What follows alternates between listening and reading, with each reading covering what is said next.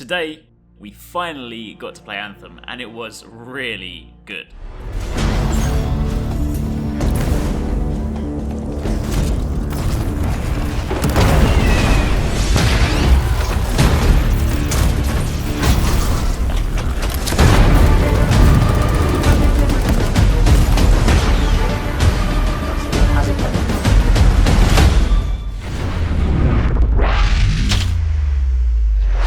So today, had a chance to go hands-on with Anthem for the very first time. Both myself and TwoSixNine, we were at EA Play.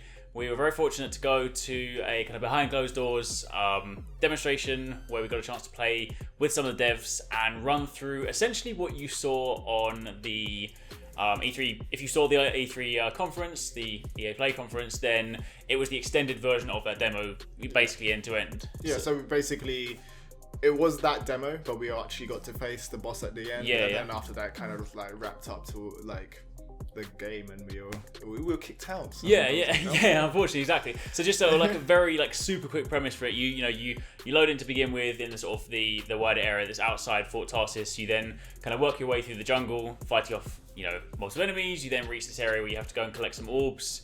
And that then kind of unlocks this entrance to the caverns. You work your way down, and then you fight the boss. So there's various different things, and we'll kind of touch on them as we go through. But that's kind of the premise. That's the flow of what we did. Yeah. And I guess it's sort of like a dungeon style mission, right? It's one of those things where... So they were saying, I asked if it was like what this type of mission we were on, and they said it's mostly akin to a dungeon. So they started the demo by like walking me through the movement system, and then when I got accustomed to like the movement system, they moved it on to another area with a few more mobs. We got to like mess around with mobs in different areas, about 3 or 4 encounters, and then after that we went into a massive area that had a bunch of enemies in it, and they gave us different choices on how we could kind of like encounter or like take down those enemies, and we had to collect a few orbs as well to power up a massive like objective. Once the objective was powered up, it opened up a new area that we could go to. We went through that. It had like some massive kind of set piece kind of cutscene thing. It kind of had like a crazy sound design. It had like a massive spectacle when it opened up. Went in, we went below water, we were in the air. Finally got to this tunnel, and we ended up in the boss room. Took down the boss. Got kind of halfway through, and then it's like, no, thank you for playing. It's like, exactly. Come back later. It's like, no. But so that was kind of like the general premise. So I guess let's sort of like start working through some of the core pillars. So I guess the first thing I want to touch on, right, is movement. Because movement is one of those things that right from the very first E3 trailer we've seen. It's obviously a big part. You see you see the javelins flying through the sky, going from the ground up into the sky, back down, and and one of the things that I wanted to know the first time I went hands-on was, how does that feel? Because that, from the way they portrayed it, is an important part of the game, right? I will say that the controls on it are awesome for how it thinks. I thought it was going to be like very finicky in terms of how it controls, but they've definitely simplified it to a way that anybody can control that, and it's quite intuitive to pick up. You basically, all you have to do to initiate the flying as well, and you feel like kind of feels like you can combo it into movement, so you don't really need to fly like long distances. You can go like jump, fly, and go over to another like section of enemies, jump, fly, go over to them, rather than like it's essentially an extension of the sprint. That's how it kind of feels like. Yeah, basically, But you jump up, and then as soon as you do it, you click in one of the thumbsticks we're playing on, using an Xbox controller. And then that would initiate a kind of forward trajectory in terms of flying, and then you can use the right stick to actually control like which direction you went in. So it kind of feels like Star Fox in it almost. And then from there you've got a few options. You can either hover, you can just go down, or you can just leave it in flying, and then you'll gradually overheat as well. You can also dodge left and right while you're in the air by like pressing the strafe button, which was like B or whatever. It does the dodge on the ground. It does a barrel roll in the air. That was really cool. And it just felt like that's the most important thing. It just felt really good to fly, because this is obviously, you can walk around the world on the ground if you want to, but the flight is going to be one of the important ways to get around the world, whether you're going underwater, through the sky, you're fighting enemies and stuff. It's gonna form a core part of your movement, and to know that it does feel really fluid. It's very you can pick it up. I mean, bear in mind we only had about half an hour to play, right? So first time picking up the game, and sometimes, especially flight controls. I mean, I'm me for one. I don't normally like flying in games, right? Because just not necessarily that great at them. But yeah, to jump straight in and very quickly already just it feels natural. I mean, that's saying something. So yeah, I definitely say that at least on the core movement front, flight wise, that's definitely tick. That felt really, really good. You kind of feel like Iron Man just like flying through the sky. So yeah, the movement in it definitely felt like you would visualize it in the trailer to play out. And it definitely had a lot more uses for what you thought you could do, and it made the world feel like a lot more expansive. I don't know if that's like just because it's a vertical slice. Remember, these demos are vertical slices, so what they give out is just a slice of the game, and it's kind of hard to particularly judge a game like that when it's you're going to spend like a vast amount of time in it, but from just a minute to minute fun from what I played and initial impressions of it, like the actual movement system was awesome. So I really enjoyed that. Yeah, definitely, 100%. Yeah. So I guess moving on from there, like the secondary to movement is combat, right? Yeah. So like one of the main things, you fly through, you then want to like seamlessly transition to. I mean, you bear in mind you can fight from the sky as well. You can hover and you can shoot from the sky for like aerial advantages, but you then come down to the ground. So most of the way, there's 4 different javelins. So you have the Ranger, which is like your all-round type, and that's the one that we were playing as because it's kind of the one they recommend you if you're starting out because it's sort of jack of all trades. It's like a good balance of movement, strength, defensive stuff. Whereas on the flip side, you got the Colossus, which is the slower moving but bigger, tanky one. You got Storm, which is the really cool sort of wizard and that one can even float for longer as well, which is kind of cool. And you've also got the Infiltrator. Infiltrator. That's it. Infiltrator, who can then move really fast. So we only got to play as the Ranger. But yeah, loadout wise, you have 2 weapons. So we had like an assault rifle and some kind of pistol. We had a couple of different frag grenades. Essentially, one of them would freeze enemies. One was like an explosive, and then you have your rocket powered sort of super move. The actual second ability was the one that you charged and would hit multiple enemies if you charged it on the right one. Yeah. Similar to what the ultimate did as well, because the ultimate you scan the area and charge it up and it will hit multiple enemies at once. But the abilities felt cool. The average gunplay felt cool. The aim assist was off because we're playing on Xbox. You're on not on Xbox. We were playing on PC using Xbox controller. So the aim assist was off. It's just like a PC build basically. But the gunplay felt very tactile almost. The enemies didn't feel like as punchy as other games in that kind of genre as well. There were definitely a few. The type of game that it is definitely going to feel like the enemies are not instantly dying, but it didn't have that kind of weirdness because you're shooting at You're shooting I think it's the good blender because I mean there are your kind of there's the 2 sort of enemy types. You kind of got like your trash mobs, right, where you fly from the sky, you land down, and you just blitz through them in no time, and you feel powerful, right? But at the same time, you then have your stronger elite or kind of quote unquote elite enemies that do take more damage, and then you also have your stronger yellow bar enemies that are your sort of named mobs that are even tankier, and they'll be the ones that drop some cool loot and stuff. So, but yeah, no, I mean gunplay definitely felt cool. I mean, yeah, the aim assist was a bit of an interesting one to kind of get used to, just because of course, if you're flying through the sky and you do drop rapidly, you then want to quickly engage into combat. Not having that took it basically means our first few shots were kind of alignment shots, and then you go back into it. But in terms of actual feel and that sound as well, the weapons sounded really good. Like when you're shooting them, just it just had that sort of meaty sound to it. So I asked the devs if the loot as well follows traditional MMO stuff, and they said that the loot does follow traditional MMO stuff. They also said there was going to be like an ancient tier stuff. So there might be an ancient tier stuff. Don't quote me on that. They said that it was a maybe. Okay, cool. The dev said maybe there might be ancient tier stuff, but they said there's traditional stuff. So I mean, if there is a higher level stuff, that would be cool.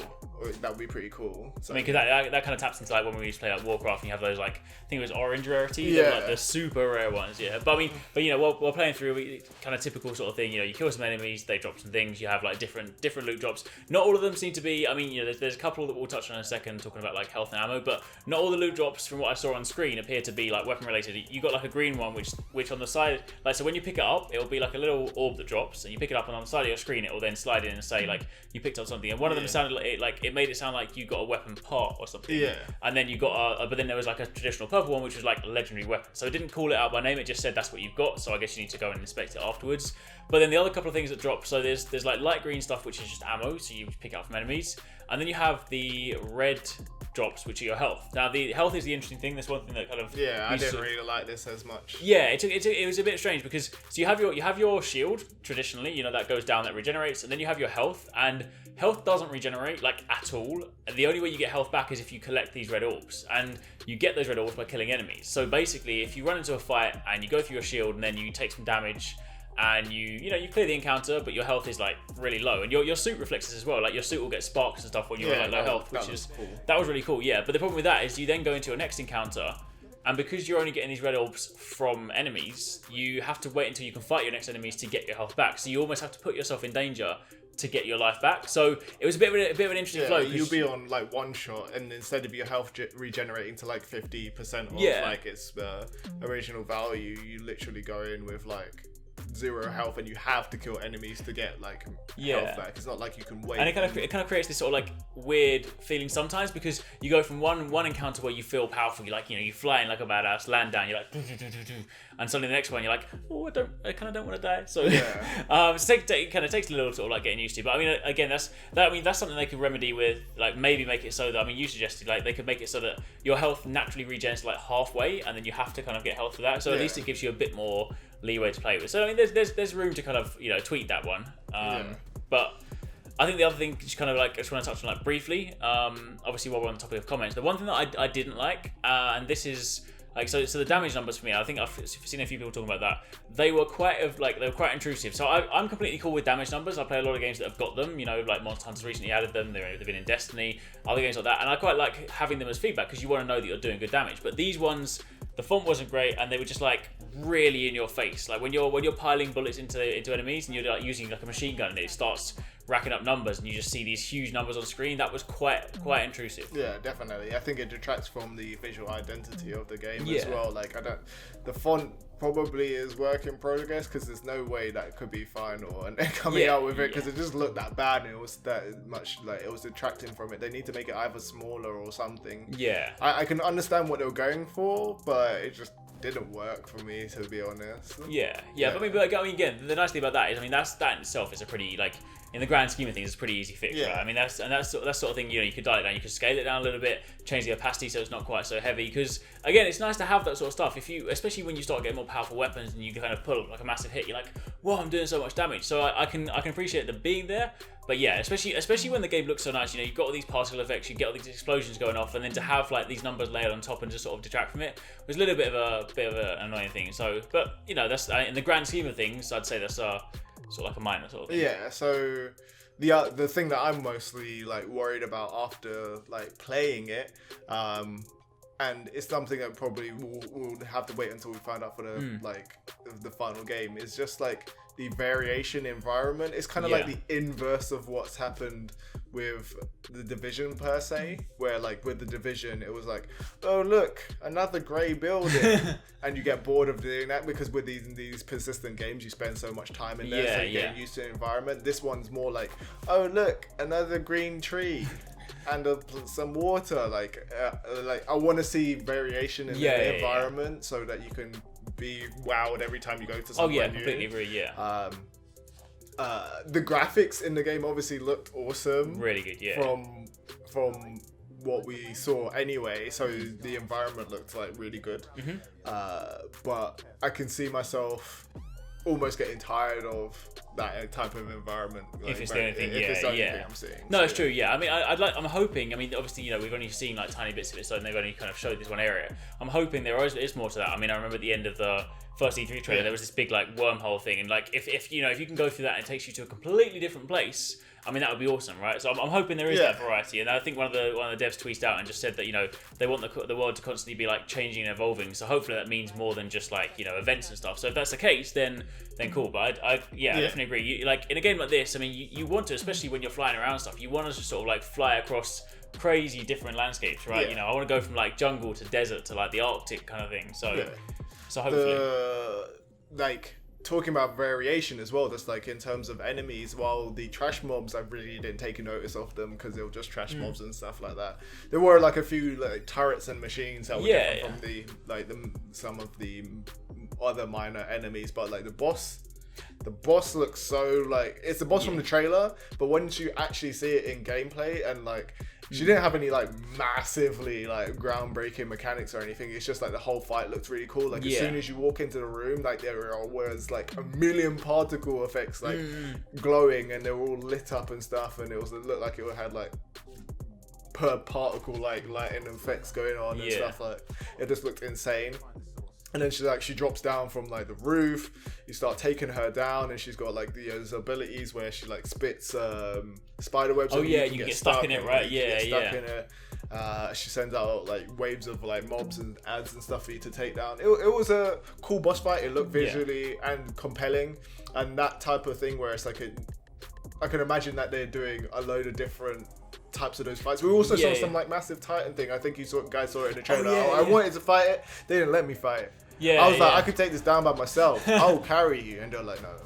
It seemed to hit hard as well. It seems like, you know, like most of its body, you were getting like 0 damage numbers on it. They had like, these glowing arms, and like when you shot them, it took damage numbers. But they were like, no, we need to move past. Like, I was like, no. But that's the kind of cool thing. Like having those sort of things in the world as well. They're the sort of things that you can chase and you pursue, right? Because like, you know, they're kind of your optional fights, right? But they're the sort of things that you want to do. So and you've got a lot of choice in how you engage enemies. Like at one point, the developer was like, how do you want to do this engagement? Do you want to fight the dudes by just taking the guys out on the left that are snipers? Do you want to take out the other guys that are, do you want to kind of just go in from like flying? Do you want to like just use all our ults and kind of just take them out? And I was just like, this guy Leroy Jenkins. Like mid-sentence, he was telling me my last option, and I was just like, Leroy Jenkins. I literally shouted Leroy Jenkins and went in. And we're playing with somebody else that's another person from the press. They didn't get a choice. I'm going in YOLO. Definitely. It's got to be done though, right? I mean, but I think that was kind of one of the best ways to experience it, right? Because I mean, you know, you just flew in, you just dropped down in the middle of these massive bunch of enemies, just using your abilities, and then like. But I mean, I think that's one of the thing. Like all up, and again, it's. I mean, as Matt said to begin with, like it's quite hard to to have like give the grounded picture when you play like a short demo. But from what we played, like from our very first hands-on impression, like it just felt really good. You know, everything from movement to combat, just sort of like the overall look and feel. Like graphics really actually looked better in the actual gameplay than in any of the trailers that I've seen. Like, and the graphics in the trailers looked pretty good, like but I don't know, am I going crazy here when I saw that? Like I swear, like the actual visual, like the reflections on the actual suit, the materials really nice. On the actual suit look better than the trailer. The actual particle effects look better than the trailer that we saw, and just like the post effects just looked great anyway, right? It just looked we were playing on a nice big like 4K screen. Obviously we sat on like a sofa, and it must have been like a 30-40 inch screen, so it's quite a big screen we played on. But no, I mean it looks I was really fully expecting it to look worse than the trailer, or even just whack and like kind of a flat and muted. But I went in there and it loaded in, and I was like, okay. It took a while, but like. I think it took a while for some of the textures to load in and stuff, but then it caught up, and then I was like, no way. It did. It looked and like impressive. You're going through different areas, like going underwater and stuff, and then you like popping out, and you're like, okay, those effects are actually in here. This is an E3 demo, so I don't know, maybe it might change in the final game, but from what I saw, like, it looked good. Yeah, definitely. Yeah. So I think yeah. I mean that's basically all we can kind of like talk about like, at the moment, because ultimately there's still so many more like questions we have. I mean, for me, like a game like this, I mean, from the initial stuff, like this is definitely something I'll play like 100%. But like for me, like my big questions are now, because it is a persistent game. Like all my questions point to end game, right? Like what's like ultimately I want to know what's going to keep me playing. Why am I going to come back on a weekly basis? What am I going to keep doing? And obviously these are things that will get answered like as we get closer to it, because we now have a release date, February 22nd. So in the grand scheme of things, that's not that far away. But yeah, I mean, I'm definitely positive from what I've played so far. Like, feels really good. So I'm just in that point now where I just want to know more. Like, I really want the devs to start saying, this is what the grand scheme. I mean, for example, I want to know how I can customize myself. Like, how much variation is that? I mean, like the abilities we've got. They show some customization in the trailer and stuff. Yeah, they show. I mean, I'm talking more sort of like when it comes down to like I mean, like my abilities. Are they fixed? Do I get different abilities? Are there trees I can go down? So all that kind of stuff I want to start knowing more about. But definitely from like initial impressions, it felt good. It played good. It's just and I'm genuinely excited to play more. Yeah, because I don't know, the internet did it to me basically. Like, I was not convinced about Anthem. Every time I tried to get excited about it, everybody was reminding me that the game could turn out bad. Look at blah blah blah. Look at the other games that have been coming out and stuff like that. And I was like, okay, it's cool. I like mechs and stuff like that. And I went in and it's kind of just been off my radar in terms of like, I'm excited for it because it's another MMO light game where you're going to be playing with friends in a co-op experience type thing. But I was like, it's probably going to be bad, so I'm not going to get excited or even hyped for it. But I came out of this demo excited for the game. Like, not even presently surprised, but just excited for the game. And like, to be clear, it's on my list of like most anticipated games now. It's like, okay, cool. Yeah, and I mean, like, and out of our kind of like duo, normally 2.6 is the more kind of cynical, like level head. Like, I'm the one that kind of gets slightly more hyped for things. Like, so when 2.6 comes out, and it's like, I'm super excited for that. That was quite. Yeah, it was a good game. Yeah, and it's like, even now reflecting on it, like I haven't not played it for a couple of hours afterwards. You normally like, okay, I played a game, and it's like, okay, maybe I was like getting too excited, but no, that was a fun demo to play, and I enjoyed it. If that's how like the core loop of the game plays, then it'll be a good game, especially if they have a lot of more variations in the bosses. I can see it like go down really well with a lot of gamers. Yeah, definitely. Yeah. Sweet.